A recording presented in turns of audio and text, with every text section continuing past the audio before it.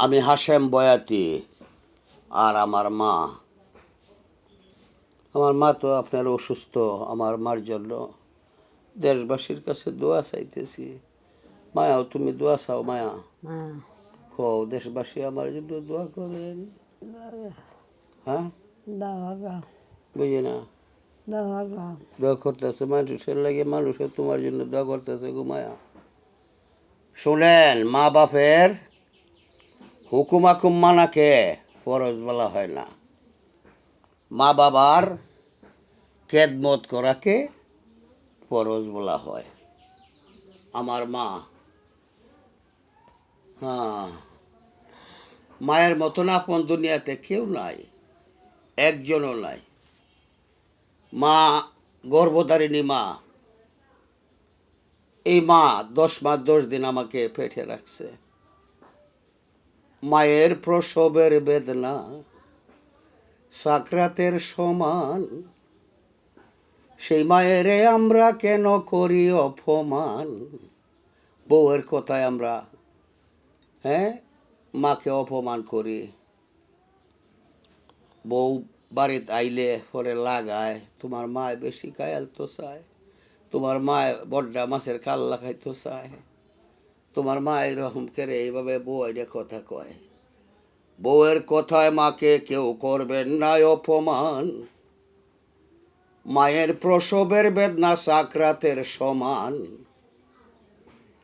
মায়ের দুধের ঋণ, যে বলে গানের মধ্যে যে মায়ের দুধের ঋণ আমরা চামড়া চিল্লিয়া পাপুস বানায় দিলেও চামড়া চিল্লিয়া মায়ের এখানে দিতেন, মায়ের সেবা করবান। মায়ের সেবা যত্ন করা, মা বাপের সেবা যত্ন করাকেই আল্লাহ পাক ফরজ বলেছেন। আমার দয়াল নবী বিদায়ের বেলায় করেছে ঘোষণা, মা বাপের খেদমত করিতে আমার ভাগ্যেতে ঘটল না। কই আমার দয়াল রাসূল পাক সাল্লাল্লাহু সাল্লাম এই কথা বলে গেছেন। এই জন্য বলছে মা বাবার খেদমত করবেন। মা বাবার হুকুম আকুম পালন করা ফরজ না, মা বাবার খেদমত করাকেই বলা হয়েছে ফরজ। মায়ের মতন আপন কেউ নাই গিয়া। বিদেশ বিপাকে যদি কারো সন্তান মারা যায়, হ্যাঁ, প্রতিবেশী জানবার আগে জানে দুঃখী মায়। এই দুঃখী মার খলি যায় বাজে। আমার মার জন্য দোয়া করবেন। আমার মার 115 বছর। আমার মার জন্য আমি দেশবাসীর কাছে দোয়া চাইতেছি। আমার মা কথা বলতে পারতেছে না। আমরা 3 ভাই 2 বোন। এই মা আমাদেরকে কত কষ্ট করে লালন পালন করছে।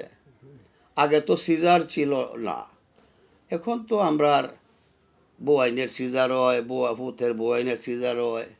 মায়া আপনার সিজার হইছে, আমারে সিজার করিয়া বাই করছেন মায়া? না না, না করে সিজারে ইসলাম না। মায়া এই দুধ খাইছে যে 2.5 বছর লাগাত, এই দুধের রেট মাফ করতেন না আমারে? মাফ করবেন? আচ্ছা, আচ্ছা মায়া। আরে ভাই, আমার ফেসবুকের ভাই ও বন্ধুগণ, মা বাপের খেদমত করবেন, মা বাপের সেবা করবেন। মা বাপের খেদমত করার জন্য রাসূল পাক সাল্লাল্লাহু আলাইহি সাল্লাম বলেছেন। মার মতন এত আপন দুনিয়াতে কেউ হবে না, কেউ হবে না গো মায়া। কেউ হতো না, হ্যাঁ, কেউ হতো না। কেউ হইতো না। তাই আমার মায়ও বলতেছে, এই কথাটা আবার বুঝছে। আমার মা এই কথাটা বুঝছে মায়া। হুম,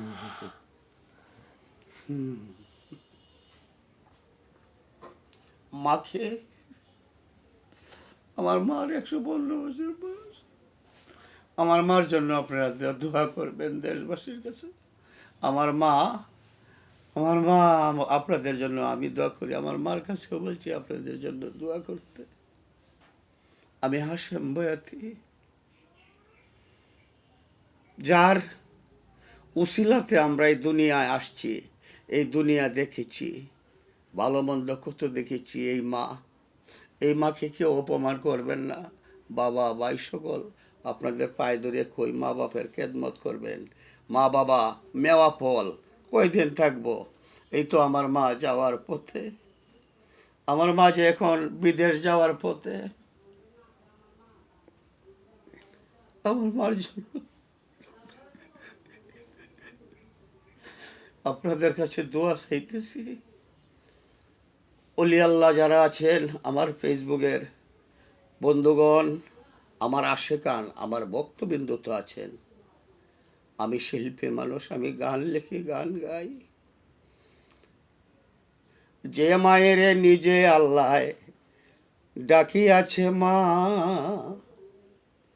সেই মায়ের হত বাগায় ডাকিতেছি মা। এমাম হাসান হুসানের জননী, আলীর হয় সহদর মেনি গো।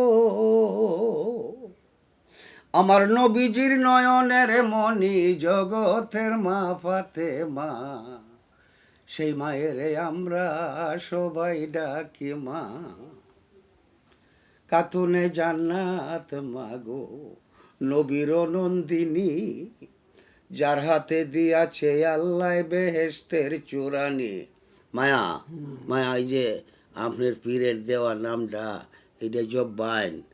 আপনি জব্বাইন, আপনি মায়া জব্বাইন গো। মা,